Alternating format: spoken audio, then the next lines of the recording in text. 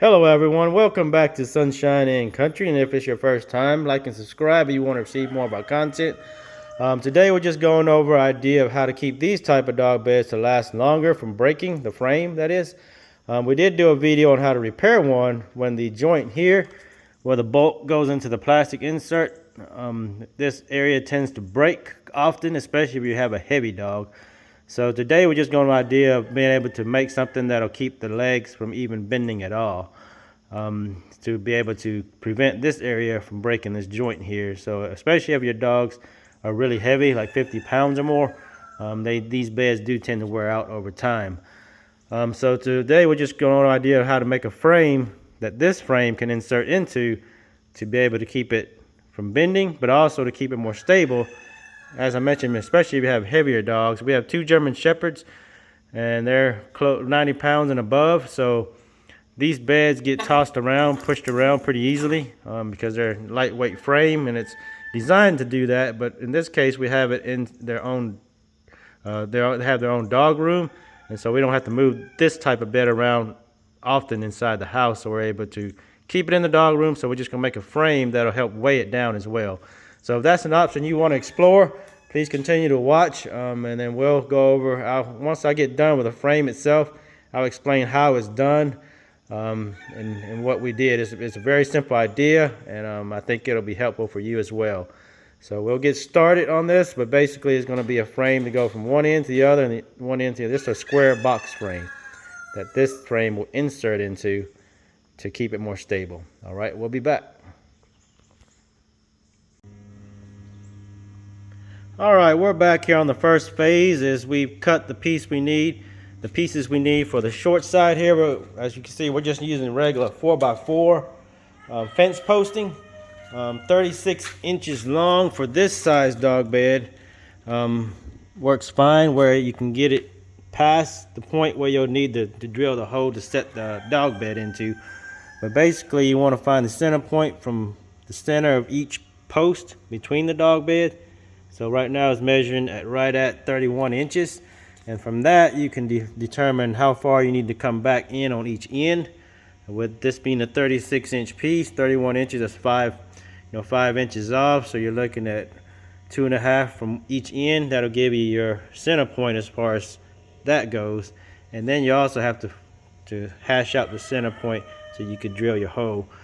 Basically, they call it 4x4, but it's really not 4 inches. It's like 3.5. So to find the center point of where these need to go is just measuring that center line, and which is 1 3/4 inch will be your center line here. You can make your crosshair hatch mark to where you know where you need to drill, so that these will go in pretty square on each end. So we did that for each piece here. You can see here the pencil line, you may not be able to see, but you can see here we marked off the center points for each of the metal frame part, and we also did the cross hatch there so that we know where to start the drill point.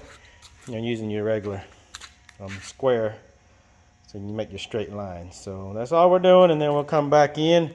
Once we get those drilled out, we'll come back in here and measure the crossbar, which on both sides looking at about 46.5. I already measured it. But 46.5 inch for your crossbar here, and that'll make your square frame pretty much, and you're pretty much done. So we'll come back and show you the completed frame and how it works. All right, we have just completed our dog bed frame reinforcement for these kinds of dog beds that are very popular for most folks. So this is a system where it will keep your bed to last longer, the frame part to last longer, maybe even forever almost, pretty much, because it keeps the frame from actually flexing and bending and destroying that joint right there. So basically, like I said, all we did was use a 4x4 fence post. They don't sell these in untreated that I've ever seen, so this is a treated 4x4 fence post, and just your normal untreated stud, since this is indoors anyways. And this goes into we have a dog room actually, so if you're using this on your wood flooring inside, you may want to put a mat underneath it. You're going to have to anyways with these metal frame. It's going to scratch up your flooring anyways, once those rubber feet fall off, unless you have a way to cap them.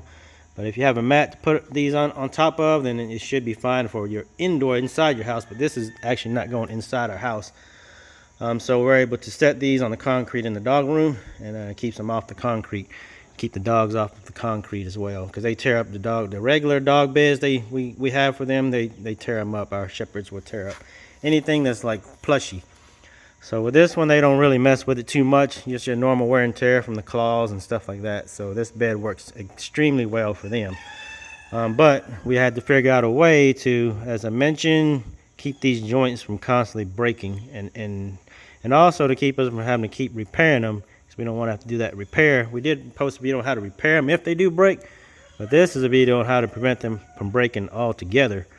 And I think this will work out really well. So all we did was take the 1-inch hole drill bit here, any standard 1-inch drill bit, drill all the way through the 4x4 post, just put a board under it and drill all the way through it, and then clean it up afterwards. You know, all the splinters and stuff, clean up all your splinters and stuff afterwards. And then this will fit just fine, all 4 holes. As I mentioned before, measure your center point from post to post, and then the center point of the post itself.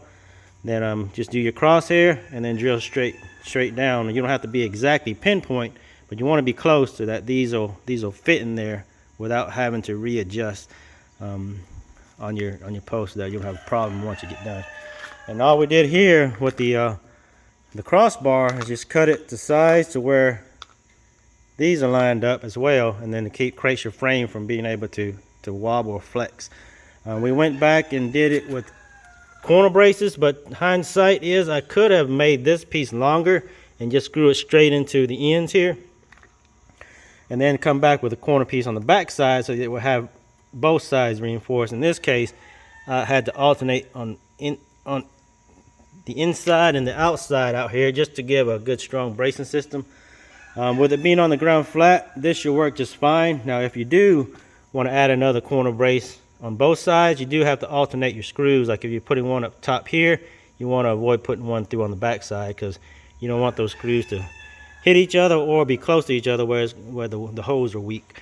So if you do both sides, you want to alternate your screws or try to offset it a little bit. With this size corner brace, you don't have much room to offset, so you will have to most likely alternate your screws. That's something to think about there. I didn't think about this when I did this here. You know, I put all 3 screws here, which I should have came back in and alternated it if I wanted to add another corner brace. But as you can see here, it's pretty solid. Being on the ground, you don't really need all 4 sides here. Even picking it up, it's not any danger of it breaking. I mean, unless you put your full body force with it standing up. But with this here, with being on the ground, there's no danger of that. And you can see here, it's pretty hard to move this around, and that's the other purpose of this dog frame being so light. Our heavy shepherds will just toss it around, and that's the other part of this reason why this is breaking as well. So this sets into the frame pretty tightly, so it's not going to come out easily either. You'll have to put your foot on it and put your body weight behind this, and then it'll come out. It can be removed, but that's the other purpose of this. Is this frame here is to reinforce from bending, but also from the bed being able to be moved around easily and being broken that way. So this is going to work out really well for us for heavy dogs. If you have really heavy dogs and you want to use this type of bedding system, then I would recommend making some type of frame like this to use to help your frame from breaking, and that'll save you money as well. So I hope you find this useful. Like and subscribe if you like the content, and we are signing out. Have a sunshiny day.